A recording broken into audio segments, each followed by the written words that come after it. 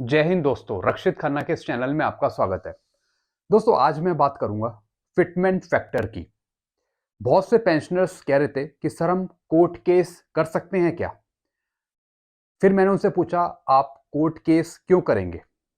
वो बोलते हैं कि सर हमें फिटमेंट फैक्टर 2.62, 2.81, 3.68 इस तरीके का फिटमेंट फैक्टर चाहिए। दोस्तों, फिर मैंने इस पे एनालाइज किया, एक नोट तैयार किया, जैसा कि आप मेरे पीछे देख रहे हैं।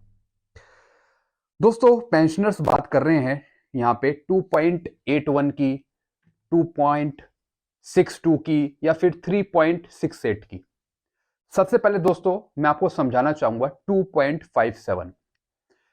दोस्तों, ये जो फिटमेंट फैक्टर है ये एक यूनिफॉर्म फिटमेंट फैक्टर है जो पे मैट्रिक्स में और पेंशन पे यूज हुआ है, यानी पे मैट्रिक्स में भी इसका इस्तेमाल हुआ है पे बढ़ाने के लिए, बेसिक पे बढ़ाने के लिए। और पेंशनर्स को भी यहां पे 2.57 फिटमेंट फैक्टर मिला है। पेंशनर्स की डिमांड है कि इसे बढ़ा दिया जाए, इसे कर दिया जाए 2.81, 2.62, 2.67 या फिर 3.68।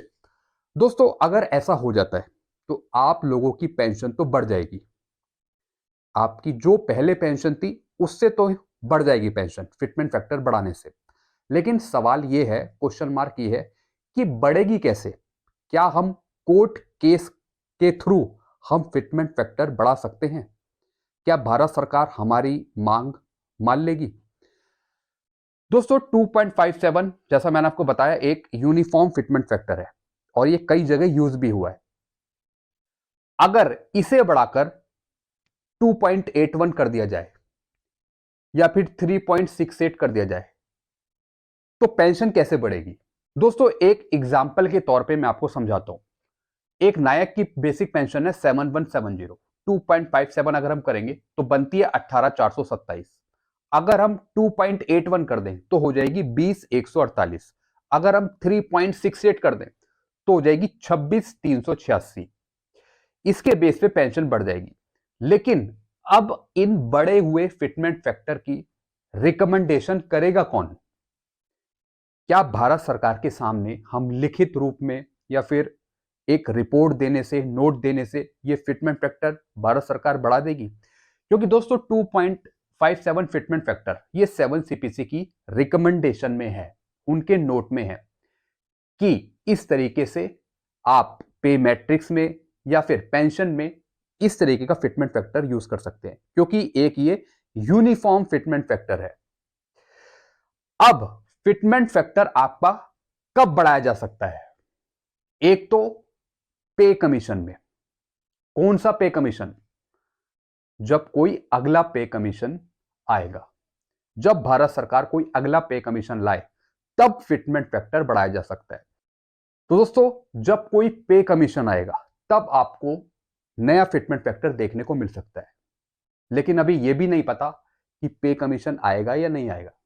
दोस्तों, अब जो न्यू पे कमीशन है अगर ये आ जाता है सपोज, तो इससे जो आपकी पुरानी वाली बेसिक पेंशन है वो चेंज हो जाएगी। कैसे? पुराने पे कमीशन के अनुसार अगर हम देखें तो सिंपल सा 2.57 फिटमेंट फैक्टर दिया, यानी एक नायक की पेंशन हो गई 18,427।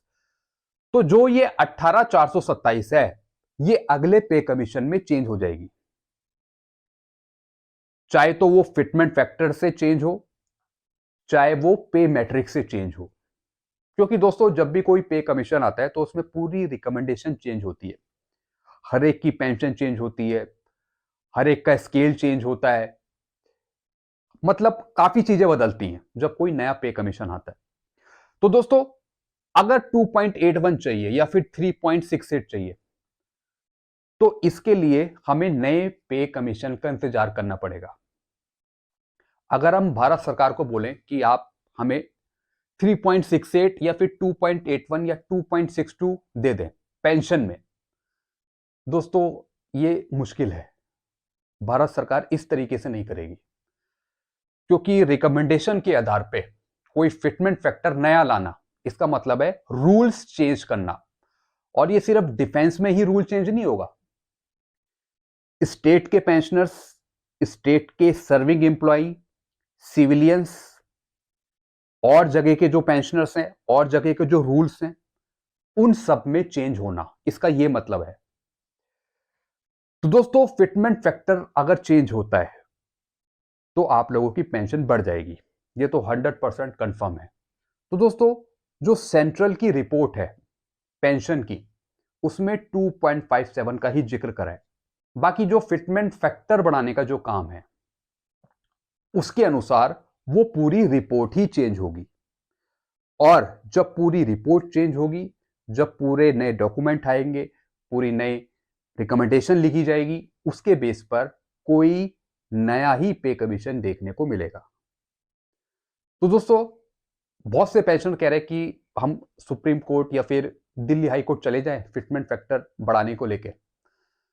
दोस्तों ये बहुत ही मुश्किल काम है, आप जा सकते हैं लेकिन बहुत ही माइनस चांसेस हैं कि सुप्रीम कोर्ट या फिर दिल्ली हाई कोर्ट इस पे कुछ करे, क्योंकि दोस्तों फैक्टर चेंज करने का मतलब है पूरे रूल्स चेंज करना। तो दोस्तों ये चीजें मैंने आपको समझाई। तो दोस्तों आप भी नीचे मुझे कमेंट करके बताइए, क्या फिटमेंट फैक्टर बढ़ाने को लेकर क्या कोर्ट केस करना चाहिए, क्या हमें और इंतजार करना चाहिए नए पे कमीशन को लेकर? क्योंकि फिटमेंट फैक्टर अगर चेंज होगा तो सिर्फ फिटमेंट फैक्टर ही चेंज नहीं होगा, सारे रूल्स चेंज होंगे, पूरे रूल्स चेंज करने पड़ेंगे भारत सरकार को, और बढ़ा हुआ फिटमेंट फैक्टर हर एक पेंशनर्स को यहां देना पड़ेगा, चाहे डिफेंस के हों, चाहे सिविलियंस हो, चाहे स्टेट के पेंशनर्स हो, क्योंकि सबको अभी 2.57 ही दिया जा रहा है, चाहे वो सेंट्रल के हों, चाहे वो स्टेट के हों, चाहे किसी दूसरे स्टेट के हों। तो दोस्तों ये चीजें मैंने आपको समझाई इससे रिलेटेड। बाकी आपके क्या विचार हैं, आप क्या समझते हैं इन चीजों को, आप नीचे मुझे कमेंट करके बताइए। वीडियो आपको अच्छा लगता है वीडियो को लाइक करें और दोस्तों चैनल को सब्सक्राइब कर सकते हैं। Thank you so much.